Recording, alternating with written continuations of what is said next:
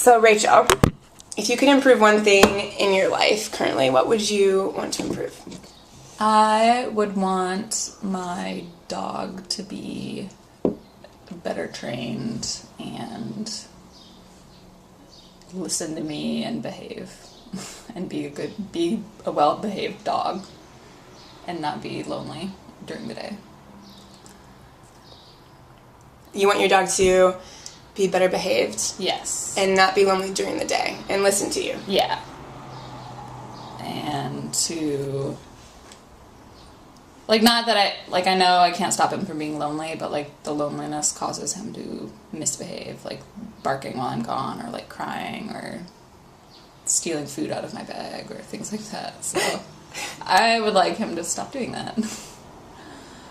Okay, so he's lonely during the day, and you'd like him to stop being lonely, but also doing these sort of things that he does, like stealing your food and kind of misbehaving. Mm-hmm. Yeah.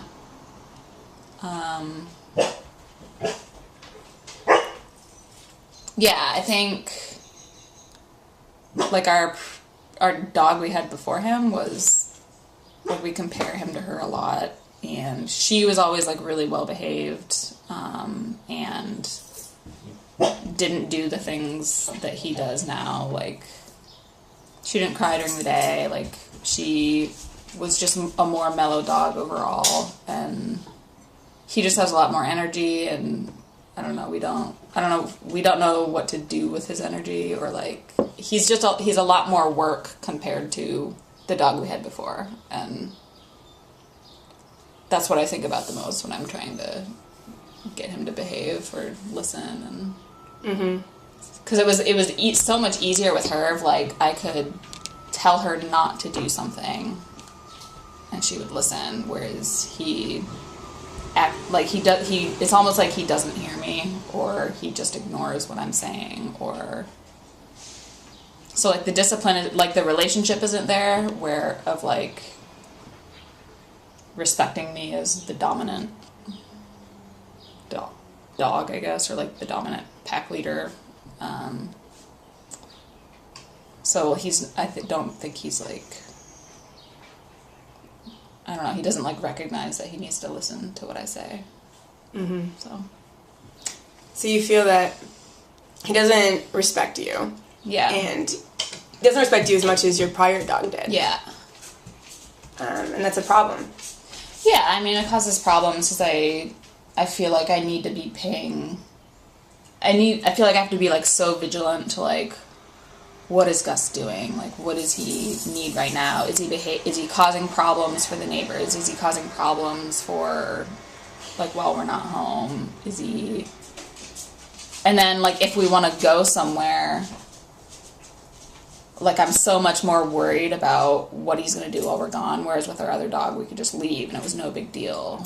Or if we needed to have someone else, like, babysit her, we could just take her, drop her off, and we would know that she would cause, like, absolutely no problems. Like, and the people would love that she stayed there, and they were like, oh, we love your dog, she's the best dog ever, we wish our dog was like that. And whereas if I leave Gus with somebody, I feel like it's so much more of, like, a hassle of, like, oh, I'm asking this huge favor to, like, are you going to watch my dog who may or may not listen to you? He may bark while you're gone. Like, he probably is going to cause some kind of trouble in your house. And, like, I'm just, like, so apologetic about, like, oh, I'm so, like, how was he? Was he okay? Like, did he do anything? And so then I feel like really bad asking anybody to watch him, just because I know it's, like, that much more of a commitment for whoever we ask to do it. Whereas with our other dog, it was, like, no problem ever. People, like, oh yeah, we'll watch her anytime. It was never a question, because she was just such an easy dog to have around. Like, she didn't have a lot of needs compared to Gus. Whereas he's a lot more needy, I think.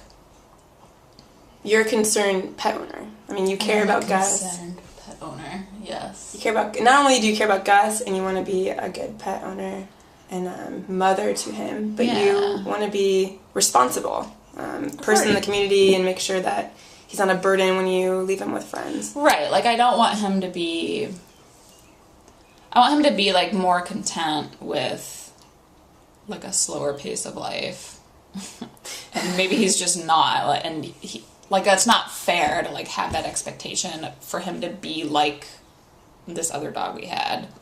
And, like, I know that, but it's just, that's, like, my default thinking. Yeah, and I just want him to be able to hang out. He has food, we, like, exercise him, he has his own yard, he's allowed to lay wherever he wants in our house, like, he gets treats, he, like, I don't know, I feel like we're meeting his needs, but then, like, I cannot physically take him with me everywhere I go.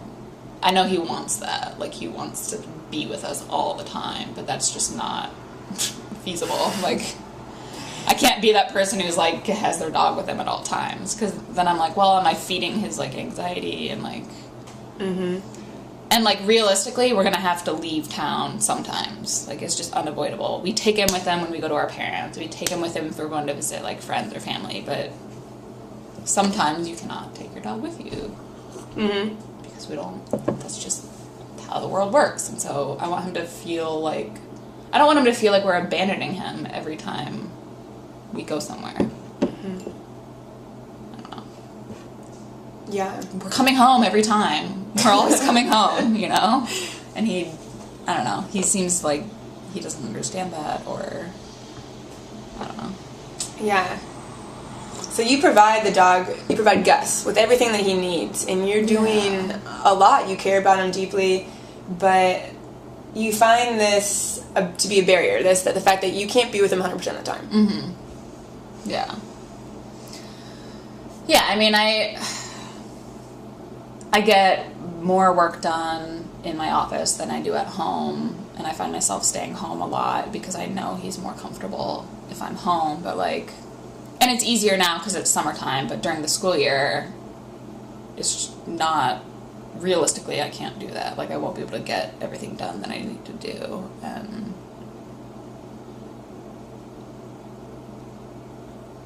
I don't know. And so it's all been, like, a series of trial and error of, like, well, if we do this, does he seem happier? Or if we do that, does it seem like he can relax during the day and not be stressed that we're not there? And yeah. So you're trying a lot of different strategies and you're working hard at this. What has worked?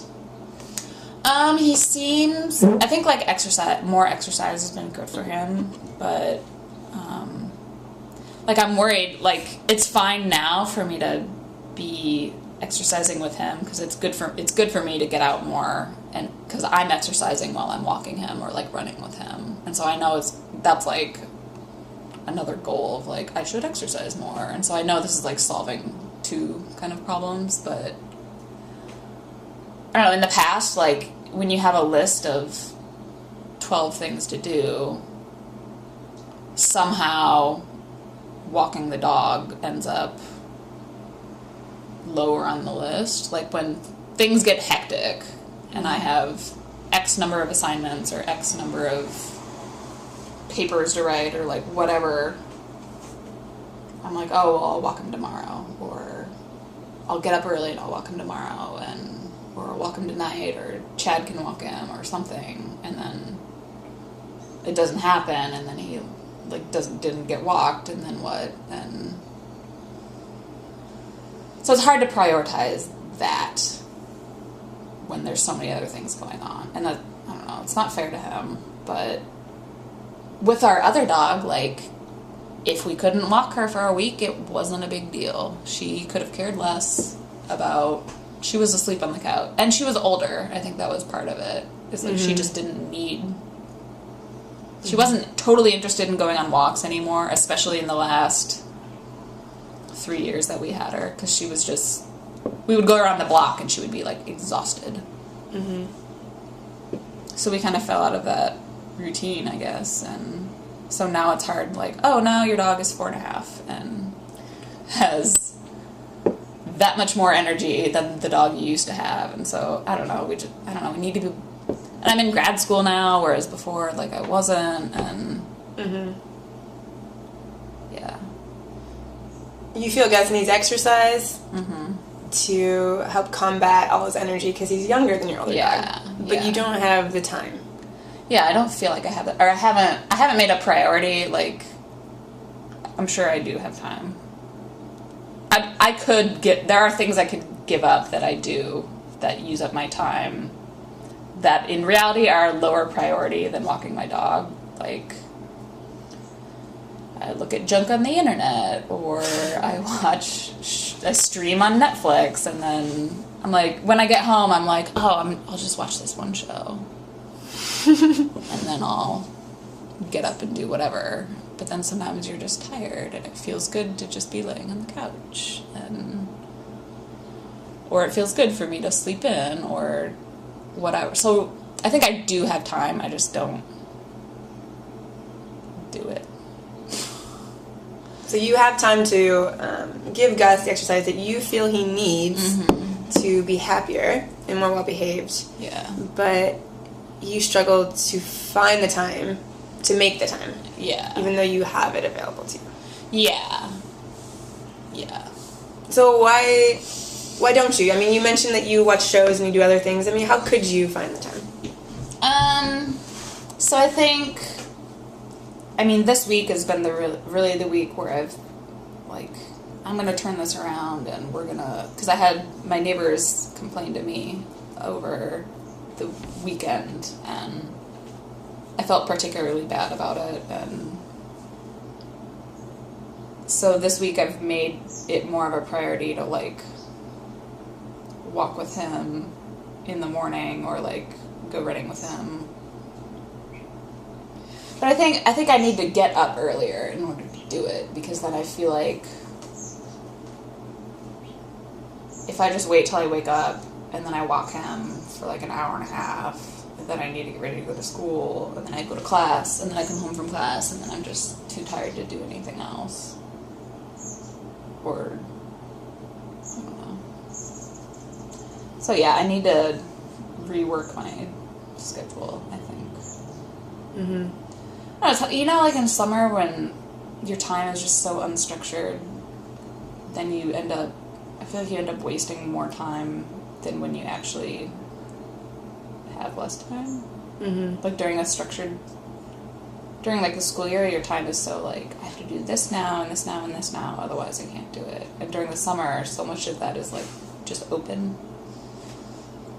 Like, oh, I can make my schedule however I want. Therefore, I'm just gonna lay in bed or watch crap on TV, or I don't know. I can make myself a schedule. I just haven't done it. There's no like outside pressure for me to do it, so I have to decide to do it, I think. So you could make this work by creating your own schedule and providing the structure you feel you need in order to get up early and walk Gus and give him the exercise he needs in the morning. But there's no external pressure, and so you have to want it. So do you want it? Yeah, I think it would be good for me. It would be good for Gus.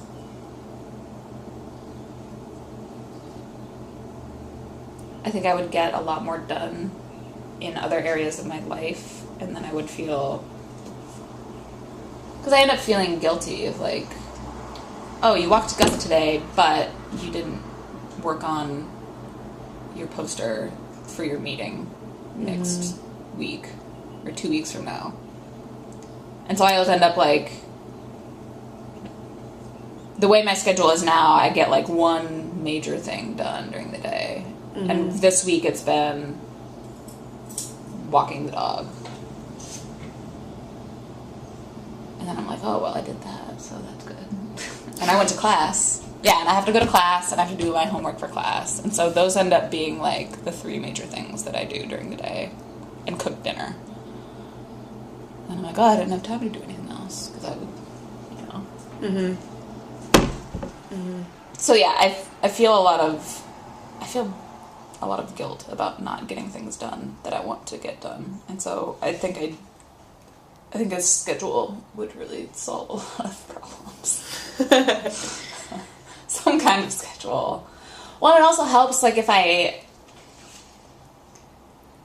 have things with other people of like, oh, we're gonna walk our dogs together, and then I'm like, I have to get up at this time because I have to go meet this person to walk the dog.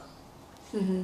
Whereas if I had told myself, I'm going to get up on my own at 7:30 tomorrow and run with my dog, I might do it like once, and then I would never do it again. Mm-hmm. And I'd be like, oh, I'll do that tomorrow. You're just kicking the can down the curb. I'm like, tomorrow I'll do that. But yeah, I think if I like write a schedule and I have it and I can see it and I'm like, look at all the things I could get done. I'm gonna make a schedule. So you're gonna make a schedule. I'm doing it. That's the You're decision gonna do I've it. made. You're gonna make a schedule, and it looks so nice. Look at all the things you can do in a day. mm-hmm. It's amazing. So you're gonna make a schedule, and you also feel that if you can be motivated by making appointments with other people and other dog owners, you'll be more likely to go. Yeah. Mm-hmm. Yeah, that helps a lot. Because then I get like a 2-for-1. I'm like, oh, I got to socialize. Mm-hmm. And I'm exercising the dog. And I'm exercising myself. That's a 3-for-1. A 3-for-1. All in 1 hour. So you feel if you can accomplish more things in one period of time, social and exercise, and be a good parent to Gus, then you'd feel better about taking that time. Yeah. Then I would feel really good about how the time was used. Mm-hmm.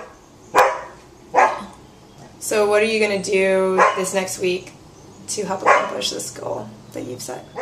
I'm going to get out an Excel spreadsheet or a piece of notebook paper, and I'm going to draw a schedule and color it with colors and hang it up in several locations.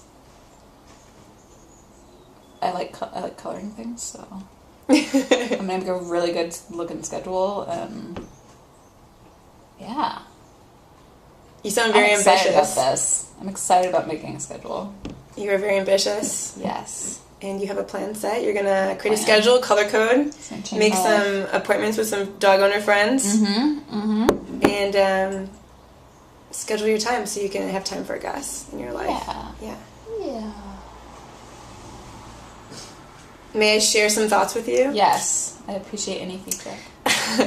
So, it sounds like you are not only a very caring dog owner, and you've already put in a lot of effort and trial and error with Gus, but you're aware that you struggle with this time to make time for Gus. You feel this external pressure, and you feel guilty trying to make time and get things done for work and class and school.